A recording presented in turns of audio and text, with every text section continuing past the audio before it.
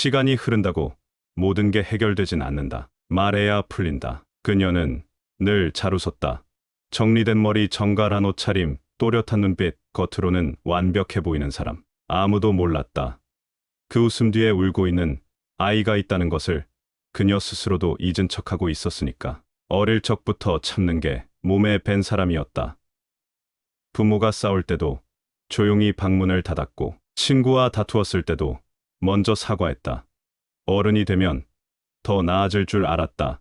하지만 오히려 세상은 더 잔인했다. 직장에서의 부당함, 연인의 무관심, 갑작스러운 가족의 사고까지. 그녀는 그 모든 걸 묵묵히 견뎠다. 괜찮은 척, 씩씩한 척, 그렇게 버텼다. 그러던 어느 날 그녀는 문득 거울 앞에서 자신을 바라보다 울음을 터뜨렸다. 어떤 특별한 사건이 있었던 것도 아니었다. 오히려 아무 일도 없는 평범한 날이었다. 그러니까 그동안 버텨온 모든 감정들이 한꺼번에 터져버린 날이었다. 이건 단지 감정이 넘치는 문제가 아니었다. 오랫동안 말하지 못한 것들이 쌓여서 결국 감당할 수 없는 무게가 된 것이다. 사람들은 말한다. 시간이 약이라고 하지만 그 시간은 아무것도 하지 않으면 그냥 고통을 방치하는 시간이 될 뿐이다. 감정은 처리되지 않으면 마음속 어딘가에 쌓인다.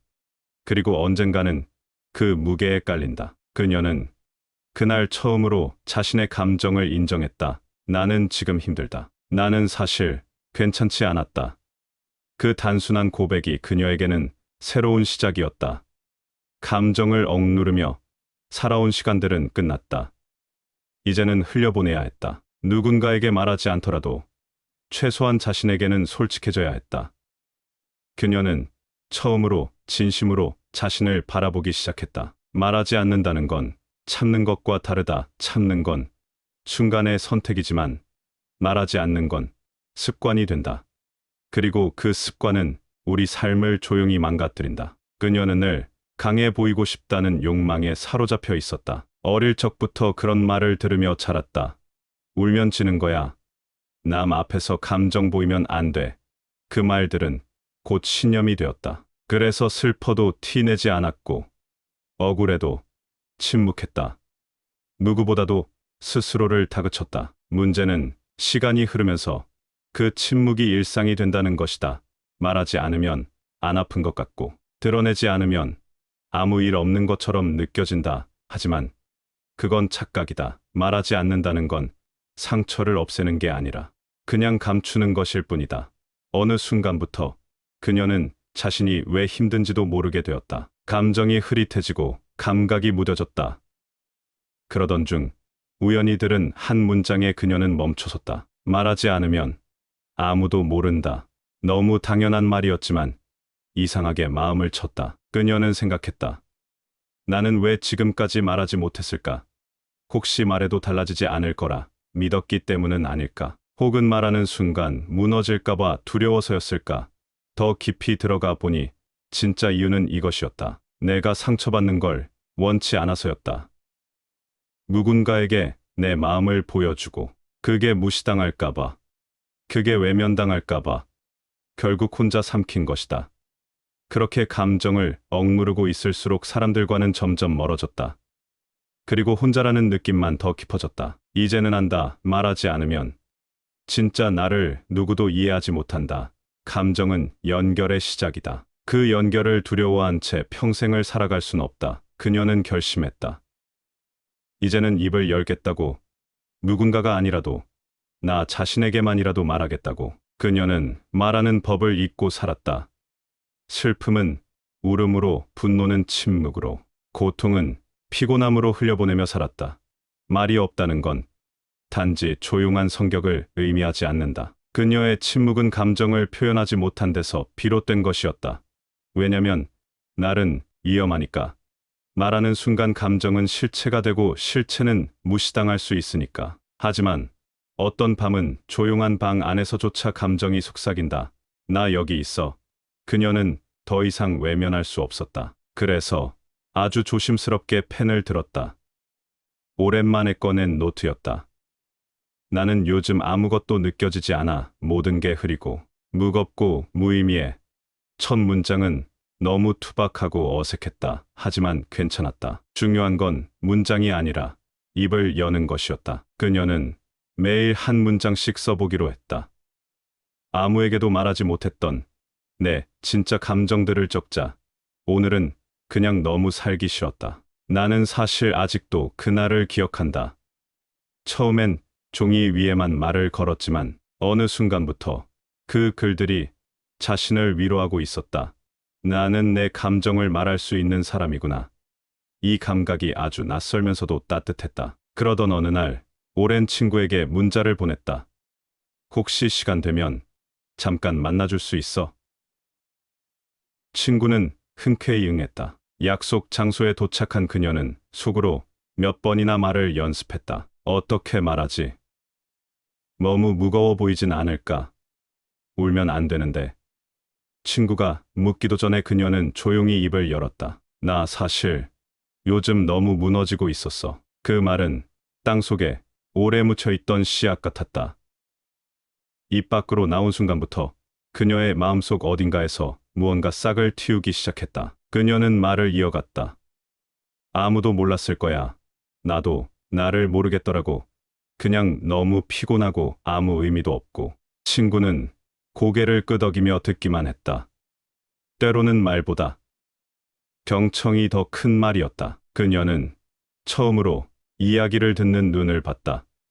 상대가 아닌 자신에게 집중하는 시선. 그것은 말하는 사람의 존재를 온전히 받아들이는 태도였다. 이후 그녀는 용기를 냈다. 회사 동료와도 진짜 이야기를 나누었고, 가족에게도 살짝 감정을 내비쳤다. 물론 모든 대화가 성공적이진 않았다. 누군가는 대충 넘겼고, 누군가는 불편해했다. 하지만 그 과정 속에서 그녀는 깨달았다. 감정을 말하는 건 상대를 변화시키기 위함이 아니라 나 자신을 위해 필요한 일이라는 걸. 우리는 감정을 표현하지 않으면 감정과 함께 사라진다. 존재의 윤곽도 흐려진다. 그래서 말하는 건 자기 존재를 회복하는 행위다. 그녀는 이제 조금씩 배워나가고 있었다. 나를 해치지 않으면서 나를 드러내는 법을, 나는 아프다는 말을 부끄러워하지 않는 법을. 그리고 무엇보다 중요한 건 이런 말이었다. 나는 지금 살아있다. 이 말 한마디에 그녀는 자신을 담아내고 있었다. 말하는 데까지도 시간이 오래 걸렸지만 더 어려운 건 말한 이후였다. 고백한 마음이 가벼워질 줄 알았는데 오히려 더 깊은 불안이 찾아왔다. 내가 이런 얘기를 해도 될까? 혹시 너무 민폐였던 건 아닐까?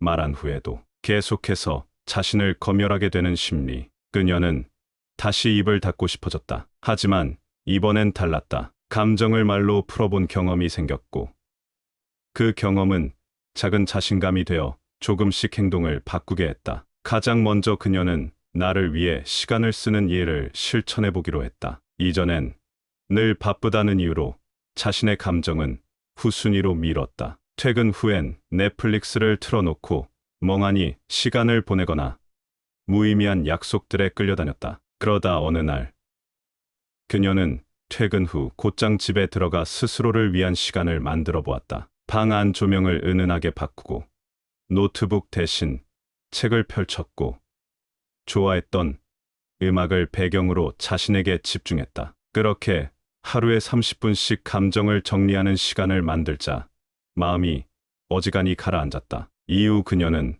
조금 더 용기를 냈다. 회사에서 회의 중 부당한 요청이 들어왔을 때 예전 같았으면 침묵했을 것이다. 하지만 이번엔 조용히 말을 꺼냈다. 이 부분은 제게 너무 과한 부담이에요. 이 역할은 같이 나눠야 하지 않을까요?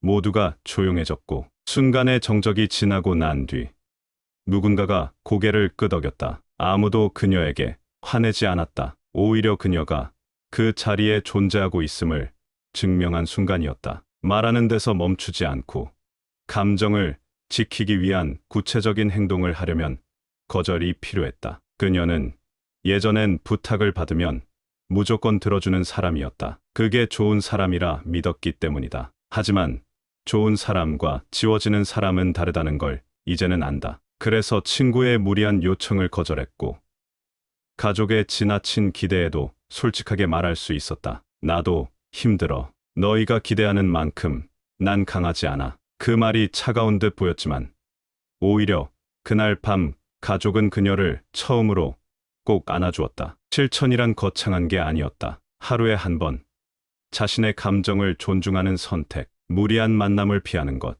억지로 웃지 않는 것, 누군가의 말에 상처받았을 때, 그건 좀 상처가 됐어라고 말하는 것. 그녀는 이제 감정을 말로만 푸는 게 아니라 삶의 태도 속에서 살아내고 있었다. 감정을 행동으로 옮기는 순간, 내 삶의 중심은 남이 아니라 내가 되었다. 변화는 서서히 일어났다. 감정을 행동으로 옮기는 법을 배우자 주변 사람들의 태도도 달라졌다. 그녀를 대하는 방식이 바뀌었고, 그녀가 스스로를 대하는 시선도 달라졌다. 예전에는 눈치를 보며 살았다면, 이제는 감정을 중심에 두고 선택한다. 누구에게 맞추는 인생이 아니라 스스로를 존중하는 삶으로 한 걸음씩 나아가고 있었다. 말을 꺼냈을 때 모든 사람이 따뜻하게 반응해 주는 건 아니었다. 그녀도 그것을 알고 있었다. 그래도 희망은 있었다. 진심은 결국 통할 것이라고 믿었고, 오랫동안 쌓인 관계들은 그 진심 앞에서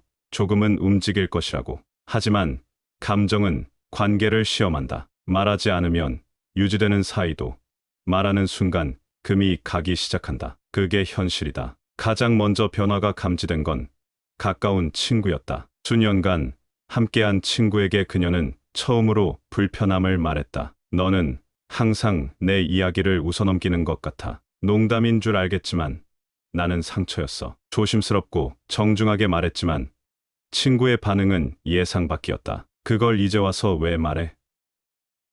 나는 그런 의도 아니었어. 너무 예민하게 굴지 마. 단호한 말에 그녀는 당황했고 혼란스러웠다. 내가 뭔가 잘못한 걸까? 그런 생각이 다시 고개를 들었다. 하지만 그녀는 예전과 달랐다. 그날 밤 자신을 탓하지 않았다. 오히려 이런 생각이 들었다. 내가 감정을 이야기한 건 잘못이 아니야. 듣기 싫은 건 그 사람이지. 그렇게 마음을 다잡았다. 모든 관계는 조정이 필요하다. 더 이상 맞지 않는 옷처럼 느껴지는 관계라면 벗어야 한다. 그것이 나쁜 일이 아니라는 것을 그녀는 배우고 있었다. 가족과의 관계에서도 변화가 생겼다. 어머니는 여전히 그녀에게 기대가 컸고 무언의 요구들이 이어졌다. 너는 내 동생보다 더 잘해야지. 엄마는 너 때문에 자랑스러웠어. 그 말들은 칭찬 같지만 사실은 압박이었다. 그래서 그녀는 어느 날 식탁에서 조용히 말했다. 엄마, 나는 이제 엄마의 기대를 채우기 위해 살고 싶지 않아. 어머니는 처음엔 무척 놀랐고 약간 화도 냈다. 하지만 그 이후 차츰 말투가 달라졌다. 어머니는 다음 날 쪽지를 남겼다. 내 마음 몰라서 미안했다. 이젠 내가 원하는 삶을 살아도 돼. 그녀는 그 쪽지를 읽고 한참을 울었다. 관계 조절의 핵심은 감정을 이야기할 수 있는 사람과의 거리를 조절하는 것이다. 말이 통하지 않는 사람과 억지로 계속 이어가면 감정은 또다시 묻힌다. 그녀는 이제 그런 관계를 정리할 줄 알게 되었다. 예전에는 끊는 것이 두려웠다. 혼자가 될까봐. 하지만 지금은 안다. 자신을 지우며 유지하는 관계는 외로움보다 더 깊은 고통을 준다는 것을. 물론 모든 관계가 끊어진 건 아니다. 오히려 감정을 털어놓은 뒤 더 가까워진 사람도 있었다. 그들은 말했다. 왜 진작 말 안 했어? 내가 이렇게 말해줘서 고마워. 이런 반응은 그녀에게 큰 용기가 되었다. 말은 관계를 시험하지만 동시에 진짜 관계를 드러내는 필터이기도 했다. 그녀는 어느 날 예전에는 거리감이 있었던 직장 동료에게도 마음을 털어놓았다. 나 요즘 너무 지쳤어. 괜찮은 척하는 것도 이제 버거워. 그러자 그 동료가 말했다. 나도 그래. 사실 나도 매일 아침 출근할 때 울컥해. 그 말은 둘 사이를 바꾸었다. 진짜 이야기를 나눈 이후 관계는 비로소 사람 대 사람이 되었다. 관계를 조절한다는 건 단순히 사람을 걸러낸다는 뜻이 아니다. 오히려 감정을 중심에 두고 진심이 통하는 방식으로 사람들과 다시 연결되는 과정이다. 때로는 멀어지기도 하지만 때로는 훨씬 더 가까워지기도 한다. 그녀는 이제 관계에서 무엇을 더 중요하게 여겨야 하는지 알게 되었다. 거짓된 평화보다는 불편하더라도 진실된 이해를 택하는 것. 그게 그녀가 선택한 관계의 방식이었다. 고요한 어느 아침이었다. 커튼 사이로 햇살이 부드럽게 스며들고 방 안은 따뜻한 공기로 가득 차 있었다. 그녀는 그 평범한 아침에 문득 깨달았다. 오랜만에 심장이 조용했다. 불안한 진동도 눈물의 잔향도 없었다. 이건 완벽한 회복이 아니었다. 다만 이제는 자신의 감정과 함께 살아갈 수 있겠다는 신호였다. 이제야 조금 내가 나를 받아들이는 것 같다. 그녀는 그렇게 생각했다. 자기 회복은 한순간에 이루어지지 않는다. 상처는 흔적을 남기고 어떤 고통은 매번 다른 얼굴로 찾아온다. 하지만 달라진 건 그 고통을 대하는 그녀의 자세였다. 예전에 그녀는 괴로움을 견뎌야 하는 짐으로만 여겼다. 하지만 지금의 그녀는 그것을 삶의 일부로 인정하기 시작했다. 나는 상처받은 사람이고 그건 약점이 아니라 내 삶의 증거야. 이 문장을 마음속에 새긴 순간 그녀는 더 이상 자신을 외면하지 않았다. 과거는 여전히 그대로였다. 아버지를 잃은 날도, 친구의 배신도, 모든 불면의 밤도 사라지지 않았다. 하지만 그녀는 이제 그것들을 기억하는 방식이 달라졌다. 이전에는 기억이 되살아날 때마다 가슴이 찢어졌지만 지금은 그 기억을 조용히 바라볼 수 있었다. 그래, 그때 참 힘들었지. 하지만 그 시간 덕분에 내가 지금 여기에 있어. 그런 관점은 그녀를 조용히 일으켜 세웠다. 자기 회복의 핵심은 무엇을 바꿨느냐가 아니라 어떻게 받아들이느냐였다. 그녀는 더 이상 완벽해지려 하지 않았다. 사람들과 잘 지내야 한다는 강박도, 누구보다 잘해야 한다는 압박도 내려놓았다. 하루가 망가진 날엔 망가졌다고 말했고,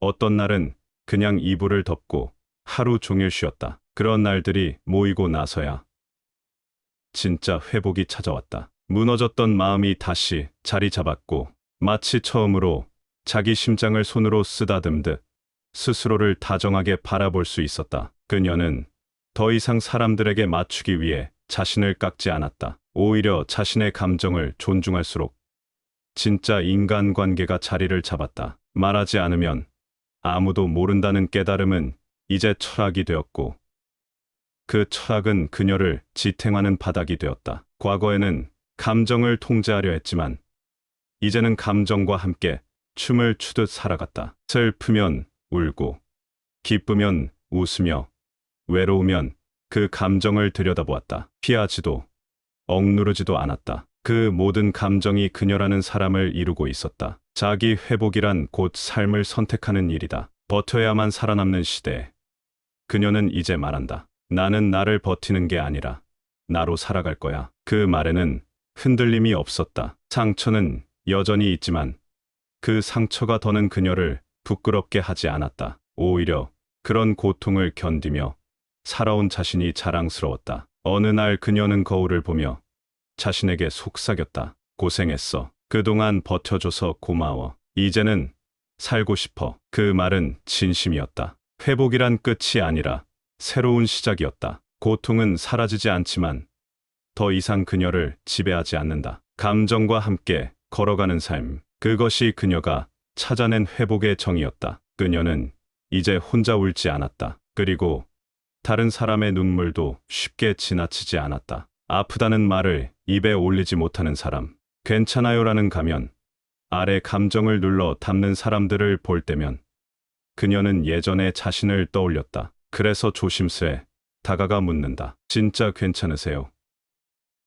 그 말 하나의 울음을 터뜨리는 사람들을 보며 깨달았다. 감정은 나의 문제이자 우리의 언어였다. 사람들은 여전히 감정을 약점처럼 다룬다. 회사에서는 감정을 배제해야 일 잘한다고 평가받고, 관계에서는 감정을 통제해야 성숙하다고 여겨진다. 아이는 울음을 멈춰야 착한 아이라고 불리고, 어른은 아파도 참고 이겨내야 강하다고 여겨진다. 이런 사회 속에서 감정을 말하는 것은 여전히 용기다. 하지만 그녀는 안다. 말하지 않으면 아무도 모른다. 모르면 이해도 없고, 이해가 없으면 연결도 없다. 그녀는 회사의 회의 시간에 요즘 다들 괜찮으세요?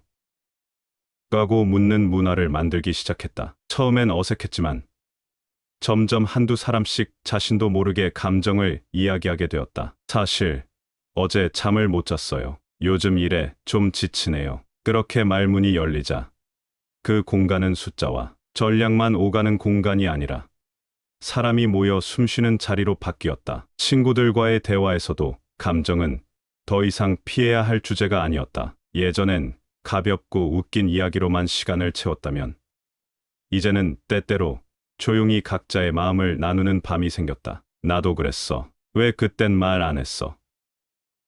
서로의 진심을 꺼내며 관계는 더 단단해졌다. 감정은 공유될 때 위로로 바뀌었다. 그녀는 책을 읽는 모임에서도 작게 바꿔나갔다. 단순한 감상평이 아닌 이 장면에서 어떤 감정이 들었나요? 라는 질문을 던지며 사람들에게 자기 감정을 들여다보는 기회를 줬다. 처음엔 머뭇거리던 사람들도 조금씩 자신을 꺼냈고 그 안에서 놀라운 공감이 피어났다. 감정이란 그렇게 누구에게나 있었지만 말하지 않으면 없는 것처럼 사라지는 것이었다. 그녀는 어느 날 한 고등학교에서 초청받아 강연을 하게 되었다. 주제는 말하지 않으면 아무도 모른다였다. 강당에 선 그녀는 조용히 입을 열었다. 저는 한때 누구에게도 말하지 못했던 사람이었어요. 괜찮은 척이 익숙했죠. 그런데 어느 날 문득 깨달았어요. 그 모든 괜찮아요가 사실은 살려달라는 말이었다는 거요. 학생들은 숨을 죽인 채 들었다. 그녀는 감정을 억누르지 않았다. 중간중간 떨리는 목소리도 그대로 담았다. 그리고 말했다. 감정은 살아있다는 증거예요. 무시하지 말고 드러내 보세요. 그게 사람을 살립니다. 강연이 끝난 뒤 한 학생이 손을 들었다. 저 집에서 항상 괜찮은 척했는데 오늘 처음으로 울고 싶다는 생각이 들었어요. 그녀는 천천히 고개를 끄덕였다. 그것이 시작이었다. 누군가의 마음이 움직였고 말할 준비를 시작한 순간 그녀의 여정은 더 이상 그녀 혼자만의 것이 아니었다. 사회는 한 사람이 바뀐다고 쉽게 바뀌지 않는다. 하지만 그녀는 믿는다. 감정을 말할 수 있는 사람이 늘어날수록 이 사회의 공기가 달라질 거라고. 언어를 품은 감정은 개인의 벽을 넘어서고 결국 타인을 흔든다. 그리고 그 울림이 또 다른 사람을 바꾸게 된다. 지금 그녀는 자신이 걸어온 길을 돌아보며 말한다. 말하지 않으면 아무도 모른다. 하지만 내가 먼저 말하면 누군가는 이어서 말한다. 그리고 그 연결은 세상을 조금씩 바꾼다. 감정은 더 이상 감춰야 할 것이 아니었다. 그녀는 이제 세상 속에서 감정을 살아있는 언어로 만든 사람이었다. 당신은 혹시 지금까지 단 한 번도 말하지 못했던 감정이 있나요? 그 감정을 지금 누군가에게 혹은 스스로에게 조심스럽게 털어놓는다면 무엇부터 말해보고 싶나요? 당신의 이야기를 듣고 싶습니다. 댓글로 당신만의 첫 문장을 남겨주세요. 지금 그 말이 누군가에겐 시작이 될지도 모릅니다.